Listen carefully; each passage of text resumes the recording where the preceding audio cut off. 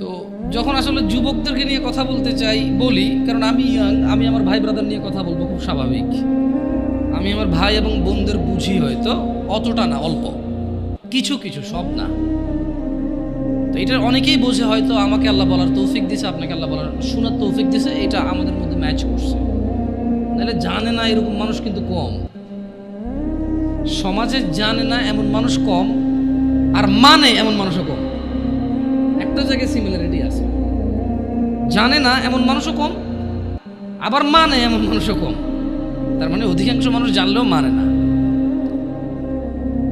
আমি মানে বর্তমান যুবকদের যে প্রবলেমগুলো, এগুলো শুধু যুবকদের ইস্যু না, এগুলো এখন বড়দের ইস্যু। আপনি জানা বলেন, নেশা বলেন, এক লোক 20 বছর বয়সে সিগারেট খায়, সে 50 বছরও খায়। তো এটা আসলে কি যুবকের সমস্যা বলবেন না বৃদ্ধের সমস্যা বলবেন? It's a human problem actually. এটা মানুষের সমস্যা। ওর লোক, ওর চরিত্রেরই প্রবলেম। ওর এবারে জোয়ান চরিত্র আর বুড়া চরিত্র বলে কোনো কথা নেই জায়গায়। এক লোক গাঁজা খায়, মদ খায়, জানা করে, ও বিয়ের আগে করছে, বিয়ের পরেও করে। তো এটা কি জোয়ান সমস্যা বলবো আমি? যেটা জোয়ানদের সমস্যা, এটা যুবকদের সমস্যা না। তাহলে ভাবিরা যে অপকর্মে লিপ্ত হয়, ভাবি কখন হয়? যখন কারো বিয়ে হয় তখন সে ভাবি হয়। বিয়ের আগে কেউ ভাবি হয় নাকি? বিয়ের আগে তো কেউ ভাবি হয় না। বিয়ের আগে কাউকে কেউ দুলাভাইও বলে না। তো দুলাভাইরা যে এত প্রবলেম করতেছে শালিকাদের সাথে বা অন্য অন্য কলিগসদের সাথে, এটা তো মানে দুলাভাই কি, তার মানে কি মানুষের বয়স যখন 50 হয়ে যায় তখন কি তাকে দুলাভাই ডাকে না মানুষ? অন্য কিছু ডাকে না। আপনি যদি, হ্যাঁ, ইয়াংদের মধ্যে ওরা গোপন করতে পারে না। প্রবলেমটা কোথায়? প্রবলেম হচ্ছে 30 বছরের এক লোক মহিলার সাথে শুয়ে সমস্ত সম্পদ ব্যয় করে দিতে রাজি, যাতে কেউ না জানে। আর 17 বছরের ছেলে মেয়ের হাত ধরে এসে বন্ধু বান্ধবকে ফেসবুকে স্ট্যাটাস দিবে, আজকে ওর সাথে হোটেলে এসেছিলাম। এইখানে একটা ডিফারেন্সই আছে, যেটা আমি ফাইন্ডিং যেটা করছি আর কি। অপরাধ প্রবণতা আসলে জোয়ান বুড়া বলে কথা না। যার চরিত্র খারাপ তার চরিত্র খারাপ, যে আল্লাহকে ভয় করে না সে করে না।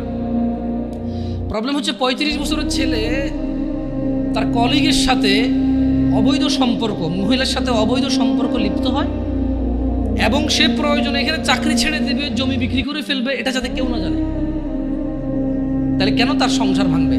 আর 15 বছর একটা ছেলে, যাতে তার প্রেমিকার অন্য কোথাও বিয়ে না হয়, সে মিশা মিশা বলে, ওই তো আমার সাথে ছিল ভাই 7 বছর থেকে সম্পর্ক, আপনি কি কোন বিয়ে করবেন ওরে? ওর পর থেকে সরে দাঁড়াও আমার প্রেমিকা।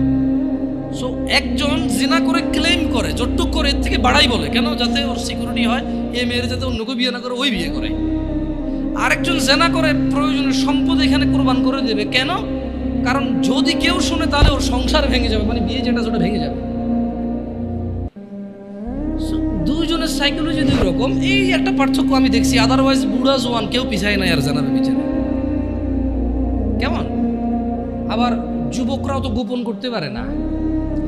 ও একটা হোটেলে যাবে, একটা পার্কে যাবে, সবার দিকে তাকায় থাকবে। এখন আমি যদি এই যে দাড়ি টুপি রেখে পাঞ্জাবি পরে যদি পাশে একটা বোরখা পরা মহিলা আমার পাশে হাঁটে, আমি যদি 10 ঘন্টা না 20 ঘন্টাও হাঁটি, পৃথিবীর একবারে অচেনা জায়গায় হাঁটি, পাবলিক ধরেই নিবে যারা বউ জামাই। প্রবলেম হচ্ছে 16-17 বছরের যুবক, গায়ে স্কুল মাদ্রাসার ইউনিফর্ম, মহিলা এবার বোরখানা যদি বস্তা গায়ে দিয়েও থাকে, লাভ নাই। পাবলিক বুঝে এরা কারারে কেন হাঁটতেছে এই জায়গায়।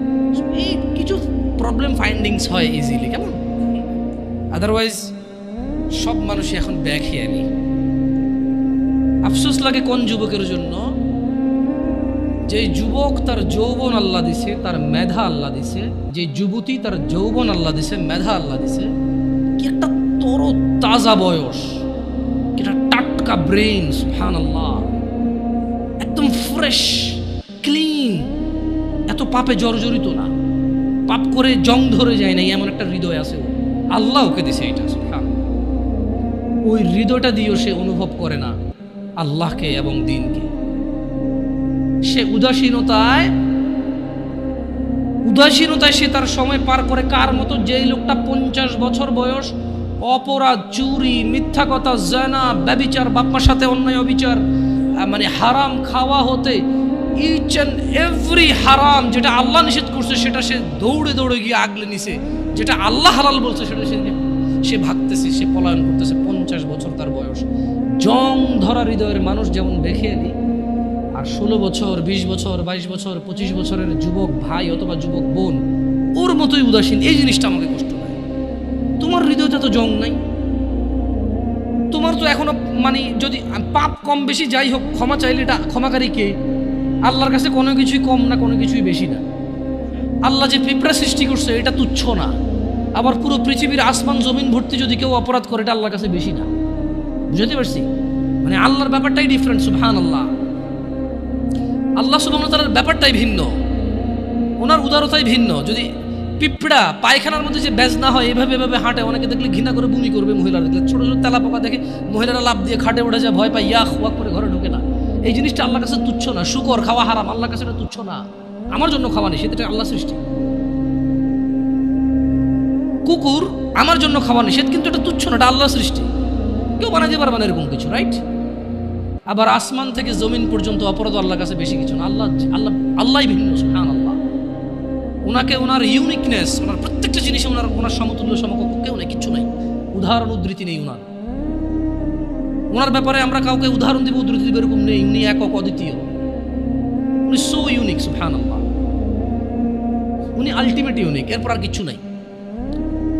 সো যুবকদের এই জিনিসটা খুব খারাপ লাগে, উদাসীনতার এই ব্যাপারটা। আল্লাহ সুবহানাহু ওয়া তাআলা কোরআনুল কারীমে বলেন যে আফা হাসিবতুম আন্নামা খালাকনাকুম আবাসা, তোমরা কি মনে করেছো বা তোমরা কি মনে করেছিলে যে ওয়া আন্নাকুম ইলাইনা লা তুরজাউন, মানে তোমাদেরকে আল্লাহ অনর্থক সৃষ্টি করেছেন এবং তোমরা আল্লাহর কাছে ফিরে যাবে না, তোমাদেরকে আল্লাহ ফিরাই নেবে না, ওনার কাছে ফিরতে হবে না, তোমরা ভাবছো? মানে 20 বছর বয়স, তোমার ঘুম আসলে ঘুম আসে, 2 দিন জেগে থাকতে চাইলে জেগে থাকতে পারো, হ্যাঁ, বল করতে পারো, ক্রিকেট খেলার সময় বল করতে পারো 60 কিলোমিটার বেগে, ফুটবলে কিক দিলে যে গোলকিপারে ধরে ওর হাত লাল হয়ে যায়, গরম হয়ে যায় তোমার কিকের পাওয়ারে, হ্যাঁ, তুমি এক দৌড় দিয়ে বুলেটের গতিতে যা হুন্ডার কাছে রেস দিতে পারো, সাইকেলের আগে দৌড়াইতে পারো, হ্যাঁ, আস্তে করে লুকিয়ে থাকা জাম্প দিয়ে যায় বিড়াল ধরতে পারো, পাখি ধরতে পারো, হ্যাঁ, রাতের 2টা বাজে কাউরে ভয় পাও না, প্রেমিকার ঘরের সামনে যায় শার্ট খুলা তুই বাইরে বিড়ালে বিলেট দিয়ে হাত কেটে এলাম, এগুলো বলতে পারো, চ্যালেঞ্জ দিতে পারো। তুমি একটা কিছু না, হ্যাঁ, তুমি একটা কিছু। মহিলা মেয়ে বয়স 15, 16, 18, 20, 22 বছর পর্যন্ত তো কিছু করে না। এই 14 থেকে 18 ভিতরে বাপকে বলতেছে যে তুমি লাগবে না, আমার ও আছে, ও হলেই চলবে। কত মানুষ গরিব আছে না, কি হয়েছে, নানা ধরনের উদাহরণ উদ্ধৃতি, মন যা চায় তা বলতে পারে। কেন এখনো জোয়ান যুবতী কোনো বিপদ চোখে দেখে নাই, যুবক যুবতী এখনো অভাব দরিদ্রতা চোখে দেখে নাই, বাপের ঘাড়ের উপরে খায়, যা খুশি তা করে, যেদিকে খুশি সেদিকে যায়, যা খুশি তা বলে। আল্লাহ বলছে যে আফা হাসিবতুম আন্নামা খালাকনাকুম আবাসা, তুমি যা খুশি তা করো, আমি তোমাকে তৌফিক দিছি, তাই বলে কি তুমি মনে করো আমি তোমাকে অনর্থক এমনি এমনি সৃষ্টি করছি? ওয়া আন্নাকুম ইলাইনা লা তুরজাউন, তোমাদেরকে কি আমি আল্লাহর কাছে ফিরে আনবো না আমি, এরকম ভাবো তোমরা? ইকতারাবা লিন-নাস হিসাবুহুম ওয়া হুম ফি গাফলাতিন মুরিদুন, মানুষের হিসেব নিকেশ নেই। প্রবলেমটা কোথায়? প্রবলেম হচ্ছে আমাদের বিবেক বুদ্ধি কোন জায়গায় নামছে। আমরা অসুস্থ মানুষের ব্যাপারে বলি, দিব্যি বলি না রে প্রচুর অসুস্থ, বা ইদানিং আর সুস্থ হয় না, এবার মারা যাবে। মানে আমাদের কাছে মনে হয়েছে মানুষ অসুস্থ হইলে মরে, আমরা কনফার্ম হয়ে গেছি মানুষ বুড়ো হইলে মরে, আমরা কনফার্ম হয়েছি মানুষ অ্যাক্সিডেন্ট হইলে মরে, আমরা কনফার্ম হয়েছি মানুষ অসুস্থ হইলে মরে, আমরা কনফার্ম হয়েছি মানুষ ক্রিটিক্যাল সিচুয়েশনে মরে। এমনি এমনি যে মরে যেতে পারি এটা আমরা মানে ইমানে রাখি না। এটা আমাদের কাছে মনে হয় যে মৃত্যুর একটা সিস্টেম আছে, মানে এটা আমি হব, জোয়ান হব, বুড়া হব, চুল দাড়ি পাকবে, তারপরে মরবো, আমি যে এনি টাইম মরে যেতে পারি এটা। আপনি দেখেন আমাদের মধ্যে যারা আমরা জোয়ান আছি, আমরা কিন্তু কেউ বলি না হ্যাঁ রে ভাই যে কোনো সময় মারা যেতে পারি রে। আমরা সবসময় বলি যে আমার দাদা অনেক বুড়ো হয়ে গেছে, বাঁচবে না মনে হয়, আমার আম্মা আইসিইউতে দোয়া করেন ভাই বাঁচবে না মনে হয়, আপনার ভাবিটা ভাই বাচ্চা হওয়ার সময় মানে এক্সট্রা ব্লিডিং হচ্ছে, বাঁচবে না মনে হয়। ঠিক আছে, ওগুলো ক্রিটিক্যাল সিচুয়েশন, কিন্তু এরকম হাসপাতালে গেলে যদি মানুষ মারা যাইতো তাহলে কেউ হাসপাতালে যেত না। তার মানে হাসপাতালের রেশিও কি, 100 জন ঢোকে 30 জনও মারা যায় না। আমি ভুল বলছি?